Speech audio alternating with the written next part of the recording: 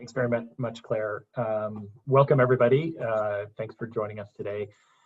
We are going to spend about half an hour today talking about really our process and our timeline coming up around the conclusion of our 2050 roadmap study. So we'll talk more about that, but for the last 2 years, Massachusetts, this office, the Executive Office of Energy and Environmental Affairs, has been working on a comprehensive long-range study about addressing climate change in the Commonwealth and across New England, and that is coming to a close this month, and then we're really transitioning to a period of talking about more near-term policy implementation sort of within that context. And that's the Clean Energy and Climate Plan for 2030 that you see there in the middle of the screen. And again, the focus today is not to discuss what we found in the roadmap study yet, or policies that are going to be proposed, or policies that this group today already has in mind to address climate change. But really, we want to talk about the process so that we can, in the very near future, collect all those great ideas that I'm sure are out there among this group and other members of the public. So it's really to make sure everybody understands the process we have, including the process, importantly, for direct public engagement. This is a continuation of that with more to come. So next slide, please.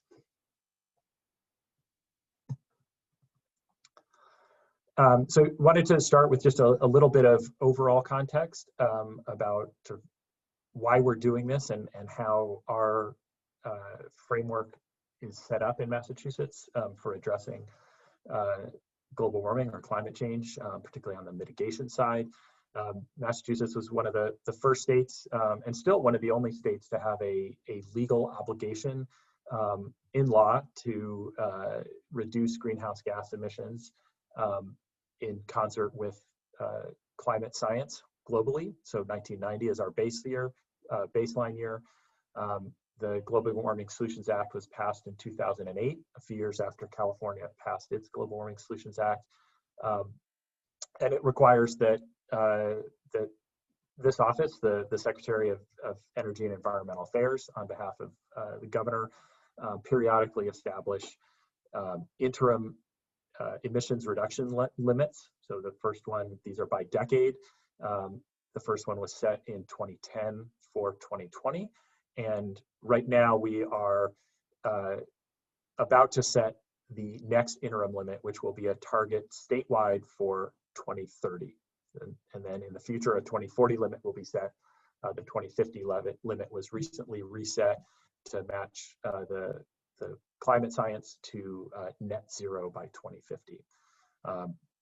As you can see, part of that is that we set a limit, and then we are under a statutory obligation to have a plan to achieve that limit. So it makes sense. There's a requirement in the law, and then the EEA is required to publish a plan on how the Commonwealth can achieve that limit. And then we report on our progress. That's also every 5 years, but staggered, so that the progress report comes about midway through to 2 of the 5-year updates to the plan. At the bottom there, you see mention of convening a committee to advise the Secretary on implementation. That was done in 2010, or maybe even 2009, sorry, as it was done at the beginning.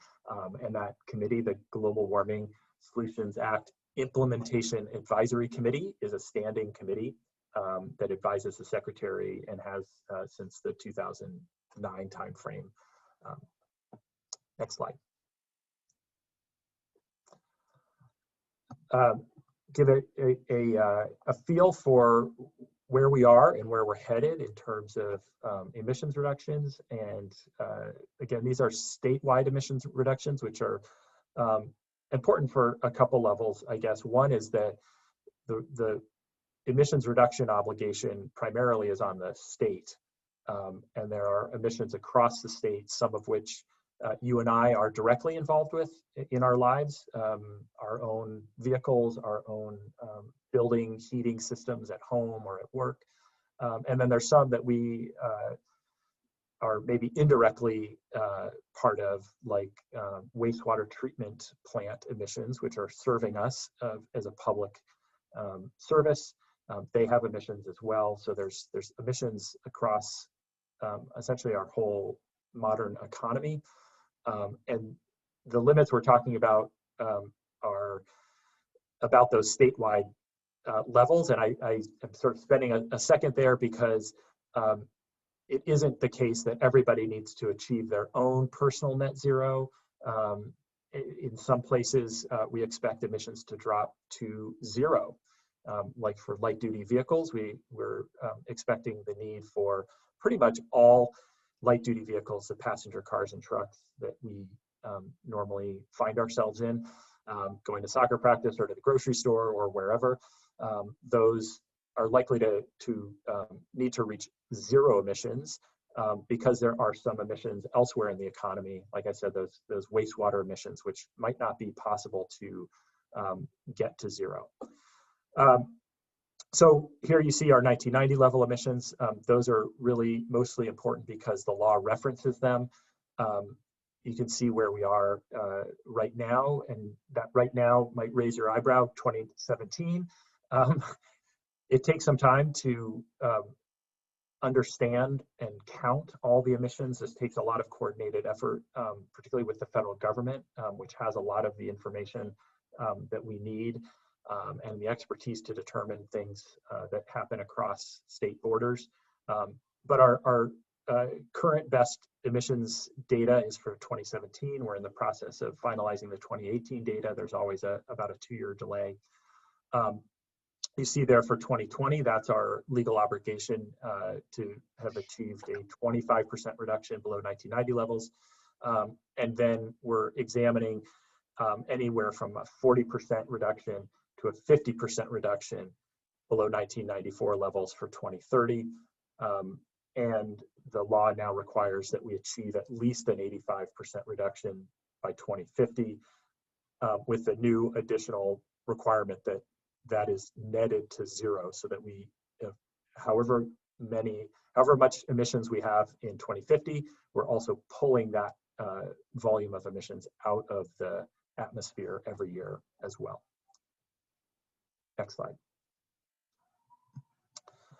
So the roadmap study was started by our current Secretary of Energy and Environmental Affairs, Secretary Theo Herides, when she was sitting in the same seat I occupy now as the Undersecretary. And it was, like I said, about 2 years ago. It was really started to support the setting of the 2030 limit. A lot of analysis was done in 2009 and 2010 to support setting the 2020 limit. This roadmap study, again, started mainly to support setting 2030. What limit do we need to be on track for 2050? What does that entail?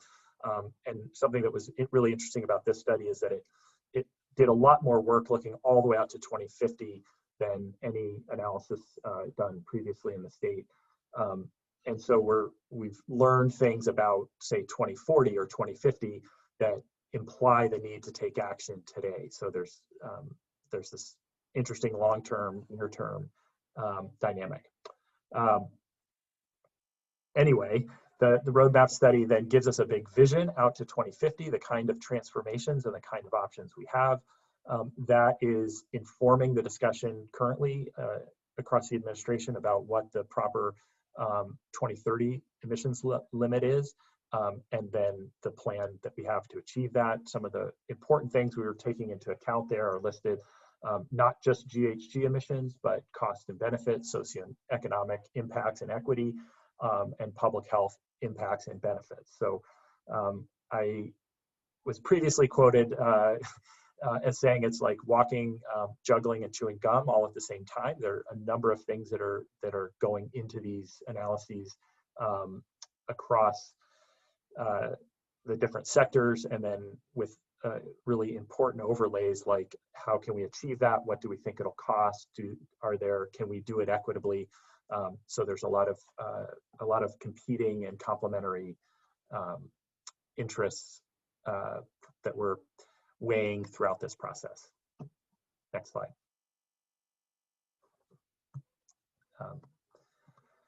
So again, we started the project. It was commissioned even before July 2019, but the analysis started then and really led. The first thing we were doing was driving out all the way to 2050 with a lot of quantitative, computer-driven analysis that had a lot of people in the loop. So there was a lot of input that we have asked for and received. So stakeholder engagement has been a key part of this process from day one. I think we've got maybe a slide talking a little bit more about it, but essentially we've consulted that implementation advisory group constantly through this process, right from the beginning as one of our main policy advisors and sort of social equity impact advisors. Those are all public nonprofits and stakeholders, company representatives, representatives of groups all across the state. We also have a technical advisory committee, which is made up of leading academics, mainly from Massachusetts universities, which we are blessed with a lot of great universities here. And then we had a great series of public meetings that unfortunately got cut short by COVID, but we had a large event in Boston to help us think about what kind of scenarios to look at out to 2050 and what concerns we should be trying to address or understand in our scenario analysis. And then we were planning a series of public meetings across the state. We managed to hold meetings in Worcester and in Fall River before the COVID pandemic required that we not hold in public meetings. So a virtual meeting was held in place of the remainder of those meetings. And really what we're looking at again today is we want to make sure people know what's coming so that we can get the benefit of the maximum benefit of public engagement as we move forward here. Next slide. Yeah, I mentioned some of these stakeholders previously. Again, the Implementation Advisory Committee. This is, again, a standing committee of public members representing industries and businesses and interested parties from across the spectrum economically and from across Massachusetts. Their main purpose has been to advise on emissions reduction strategies. The Baker administration is also working really hard, particularly with cities and towns, on keeping us all safe from the impacts of climate change, so making our cities and towns more resilient to the impacts that we're already experiencing. So that sort of has its own advisory group right now. This GWSA Implementation Advisory Committee has been mainly focused on what we call climate mitigation or reducing greenhouse gas emissions. Really importantly, this committee has 5 working groups, and these working groups were in place and very active about 10 years ago around the setting of the 2020 limit, and about 2 years ago they were sort of re-energized and reconvened again, really to allow a lot of input and recommendations on the 2030 limit and policies to get there. For the first time, though, one of those committees is focused exclusively on climate justice and helping to ensure that the buildings and transportation, electric and other nature-based solutions, that all of these sort of sectors are engaged on social equity and social justice questions and issues as we move forward. So that's a welcome addition that's really helped the process this time around. We also have that technical steering committee I mentioned before. These were academic experts, really to help our hired experts for the modeling we did, understand Massachusetts, vet the assumptions that were made. As you'll see when the roadmap is published, there a lot of models were used, a lot of very technical assumptions and discussions happened around that, and the technical steering committee was instrumental in guiding the effort there. Another important stakeholder group really are the representatives of the expertise in our own state agencies. Massachusetts has been leading the way on a number of these issues for 10 years or more. At DOT, the Mass Clean Energy Center, Mass EC, our air regulators at the Department of Environmental Protection, or DEP. So we convened experts from our own state agencies as well. Next slide, please. So getting to again, we're talking process today, and we want to make sure everybody sort of understands the pieces of what is coming and when, and where we're looking for, where we're particularly looking for public comment and input. Obviously, all of these will be public documents, and we welcome a robust discussion around all of them. But the documents on the left, the roadmap study, or the roadmap report, will be published in final in December. And it's one of the things that there's been some concern about, I've heard, is and questions about whether we should or shouldn't have public comment on the roadmap report. The roadmap report is not selecting a certain pathway for the Commonwealth. Far from it. It was designed to explore a range of technically and economically viable pathways to achieve net zero. So it's designed to open up the possibilities we have and define the possibilities and talk about the various interactions or trade-offs or costs across as many different tools that we could discover or learn about that can help us achieve net zero. So it's really a technical report. It is a report that is going to share with everybody what we learned from this, sort of 2 years of study. We think it's going to kick off a lot of great discussion, but that report itself is going to be published in final. So that is a document. It'll have a what we call the roadmap report, if you will, which is maybe a 60-page document. I jokingly say it should be human readable. It's really a document we're trying to be able to reach as many people with what is really a sort of both at the same time an easy story and a complex one. We know that we need to reduce the amount of fossil fuel use across the economy. We've learned that for years. That is the cause of human-made global warming and climate change. So in one sense, it's very easy, something my 5-year-old already understands from listening in on my calls all during COVID. But at the same time, there's a lot of complexity. How do we do that while maintaining the society we have and enjoy the benefits of being able to move around in vehicles, whether they're public transit vehicles or private vehicles, keeping our homes safe and warm, powering the businesses that are where we're working and having sort of the engine of our economy. So there's a lot of complexity that roadmap report is trying to present all these findings in with graphics and with very understandable terms. We are also going to publish in full these 6 other documents that here called the Energy Pathways Technical Report, these technical reports and impact reports. Those documents, each one 100 to 150 pages of as deep technical knowledge as any technician or analyst might desire, can be found in those documents as well. So there'll be a lot of information. The one that I think will be most accessible to most people, including myself and other policymakers, is the top level roadmap report.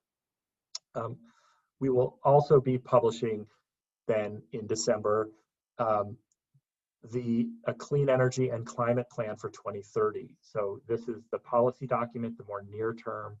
What are we going to do in the next 10 years? What is that limit that we're setting for 2030, and how do we think we can meet it cost effectively, on time, equitably?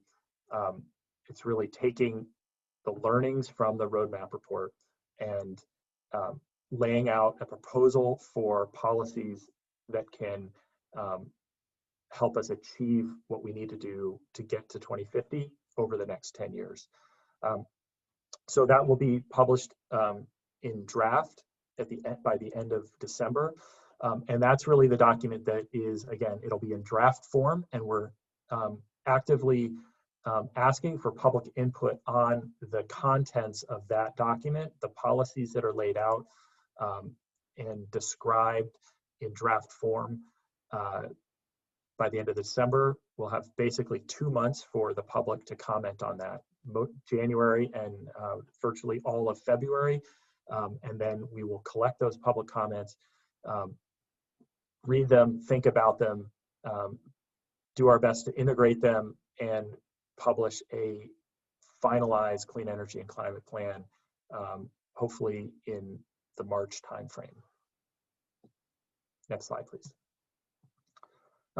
Some public process and stakeholder engagement. Again, this is really focused on the main portion of it, I think, is the bottom portion, but they're both important to help people understand and be able to participate in this climate policy development conversation, which is an important one and one that public input is critical for. So on the top, you see after the roadmap is released in early January, we want to help everybody understand what the roadmap report is saying, what we see the main findings of from this long-range study. This is, how do we really get to achieve our goals for net zero in 2050? What are the things that need to change, and what's the overall timeline and structure? How do they fit together? How do they interact? And that's one of the difficult things is a lot of this stuff is connected. So doing more of one thing in the electric sector might mean doing less or more of something else in the transportation sector with our vehicles. And obviously, I think electric vehicles that charge and use electricity is one of everybody's favorite examples, for good reason. Right now, how much people drive has very little effect on how much electricity is generated. Going forward, those two things are linked either directly or indirectly through electricity. So we're needing more of one in one place affects something new in another part of the economy. So we'll be doing our best to explain the roadmap report with a recorded slide presentation with translation provided as well. We'll have an online portal for submission of questions. Again, these are really trying to help people understand, and to the extent we can answer questions, that is great. Just wanted to reiterate, just for clarity, that this is not, the roadmap won't be changed based on those. This is trying to help people understand the roadmap. Then shortly thereafter, also in January, we'll be having a presentation about the administration's proposal, EEA's proposal, that appears in the draft 2030 CCP. And again, that is very directly linked to wanting close public comment, close scrutiny and public comment on what has been proposed for the next 10 years in the 2030 CCP. So there'll be an online portal for questions and submitting questions and comments. We hope to host a series of live webinar presentations with public Q&A, and then some targeted outreach to ensure that we are reaching everybody across the state.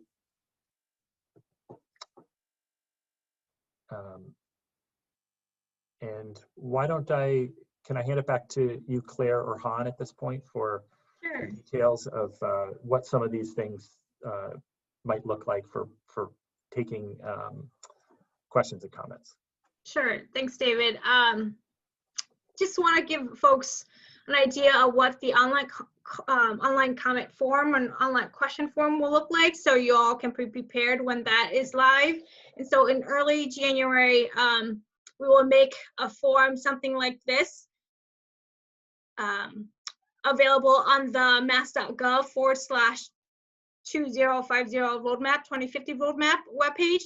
Just click on that website and go to the bottom. There'll be a link for you to get to a form. And this, again, like David said, is where you can submit questions that you have when you review the 2050 roadmap report, as well as any of the technical reports. And put in your name, email, and then any affiliation if you want, and then submit your questions. We will then answer these questions at the upcoming public webinar slated for sometime in early to mid-January. Just want to make sure we give you time to review the reports first before we have the public webinar session. And a lot of what David has presented on are in the works, and so you can keep track of where we are in the development of the 2050 roadmap, as well as the 2030 Clean Energy and Climate Plan on these websites here, mass.gov 2050 roadmap, as well as mass.gov/2030 CECP. That website will be live very soon. For those who have been monitoring the implementation of the Global Warming Solutions Act, great. For those who would like more information on how we are implementing this law, feel free to check out the website mass.gov/GWSA. We have good information there on what we've been doing, how we've been reducing greenhouse gas emissions, and other planning documents that we have released in the past. And then a good number of you have been participating as observers in the GWSA Implementation Advisory Committee meetings. That's great. We encourage you all to attend these meetings. These are public meetings, and you can find more information about the meetings at mass.gov/GWSA-meetings. We'll be posting new meeting dates as they are scheduled. So you can also sign up for our listserv. At the top of that page, there's direction on how to sign up, so you can be notified of new IAC public meetings. And this is the portion where we hear from you on the questions that you have from the presentation, on the presentation today. Please feel free to, actually, I'll get to the logistics soon, but in addition to the questions, we also are looking for feedback on these items. And I see David back on. Do you want to cover these items? Oh, sure. Yeah. And again, I see there's a lot of, I can't really see it, but it's popping up, a lot of lively discussion in the chat, which is great. It's great that we can provide an opportunity for people to connect with each other and discuss some of these issues. Again, what we're mainly hoping to get today is feedback on the public engagement process that we are presenting. I'm happy to talk, if I can, about other elements of our process. We're not, the purpose today isn't to talk a lot about what we've discovered through the roadmap analysis or what policies we're thinking of implementing as a result of it. That's all coming, and this is designed to get everybody ready for that discussion, which is really important, and but needs to start with us publishing a few things that we're talking about here. So really, the things where I think most interested in, but this is a public comment period or open question, open mic, how to get the word out to more people or to maximize the number of people we reach. If there are other accessible ways that you think beyond the phone and online and various ways that we've sketched already for people to submit public comments. I guess that includes public mail, but unfortunately, we're not going to be holding in-person hearings or convenings right now, which I think is remains the smart thing to do, to not be gathering in large groups. You know, again, any materials that we could potentially put out, I realize some of this will maybe be most visible or understandable after you see what we are putting out, but we're really looking for thoughts and comments on the public engagement process. And so I think that's about all we have. Is there anything else, Han, we need to cover procedurally, or I'll sort of turn it over to you and or Claire for either opening the mic for comments, or if those are just going to be done through the chat, then we can do that. Yeah, so before we open the Q&A session, just want to give some direction for those who are joining us on the computer as well as on the phone. So if you would like to ask a question again on the presentation today or provide feedback, please feel free to raise your hand. Click on participants and click on the raise hand icon there, and we will we should be able to get notification that you would like to speak, and we will unmute you for you to do so. And you could also, alternatively, you can also enter your question or feedback in the chat box. I think a good number of you have already done so, and we've been keeping track some of the questions you have there, and we'll bring those up. For those of you who are joining us on the phone, please press *9 to raise your hand, and we will then call on you when it's your turn. When we do call on you, please press *6 to unmute yourself. And I already see some hand raised, but before we get to the queue, we have a list of questions here that have been submitted through the chat, so I'll read them to you, David, and then you will answer please answer if you're able, and then we'll go through the queue once these questions are answered. Does that work? Sounds good. All right. So question from Sherry Morgan: has EEA followed up on the last climate report?